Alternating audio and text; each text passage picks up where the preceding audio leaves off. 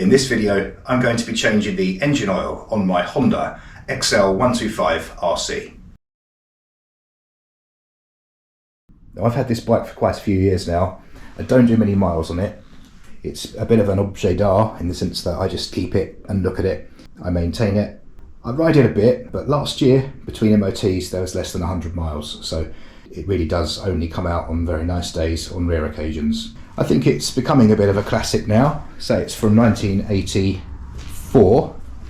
I spent quite a while thinking it was a 1983, but when I actually checked recently on the registration document, it's actually a 1984 registration. It's a great thing. It's very old. Now, I haven't changed the oil for a couple of years because the mileage has just been so low, so I am going to do an oil change, even though it is still honey coloured. And the last time I did an oil change, I took this cover off here and I cleaned out the centrifugal oil filter, which lives just in here. It wasn't that dirty. I don't think it needs doing again because it just hasn't covered the mileage. And to get this off, it involves taking off the Kickstarter and obviously disconnecting the clutch cable, undoing all the bolts and a new gasket. So we don't need to be doing that this time. It's just going to be an oil change. So I have here a litre of 10W40 motorcycle oil, 4-stroke oil. This is a brand that I am quite loyal to. It's good value. I've used it for years in various motorcycles.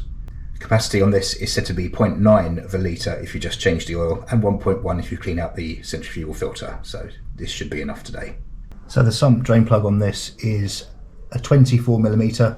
It's right here on the left, which is very convenient because this is the side that the bike naturally leans to when it's on its stand. So I've got an oil drain pan here. Really is just a case of undoing this. So the bolt's been cracked off. It really is just a case of undoing this. You can see how clean that oil actually is, but it has been in there a couple of years, so I definitely want it out of there.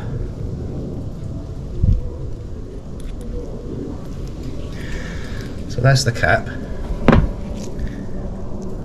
and inside here we've got a spring and a little filter.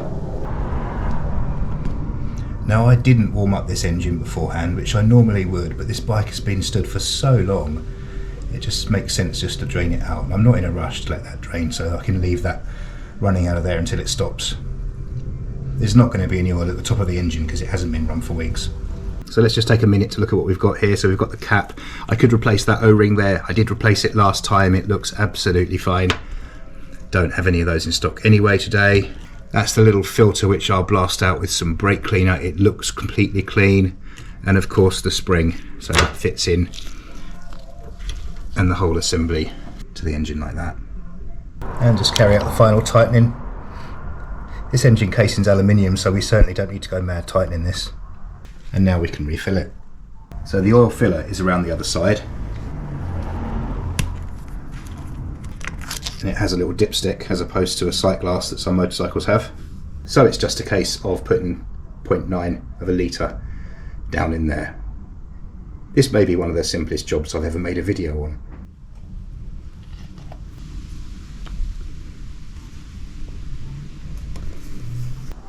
Okay, so that's about 0.1 left in there. So we need to get the bike level, and then I can reinsert this dipstick and we can see how we're doing, and that is absolutely where I want it. And of course no motorcycle video would be complete without me starting it up.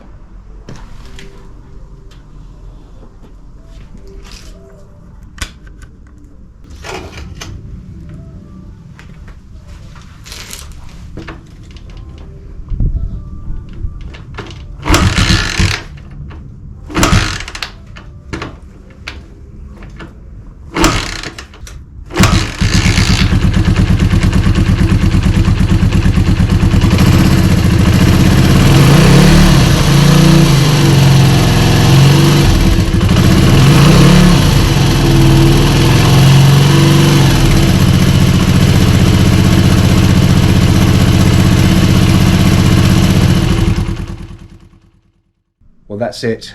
Very simple oil change on a 4-stroke 125 motorcycle. Coming soon, I'll be working on something Italian. Now don't get too excited, it's nothing exotic. It's a Fiat Panda. but I'll be carrying out an engine service on that and be bringing you that video very soon.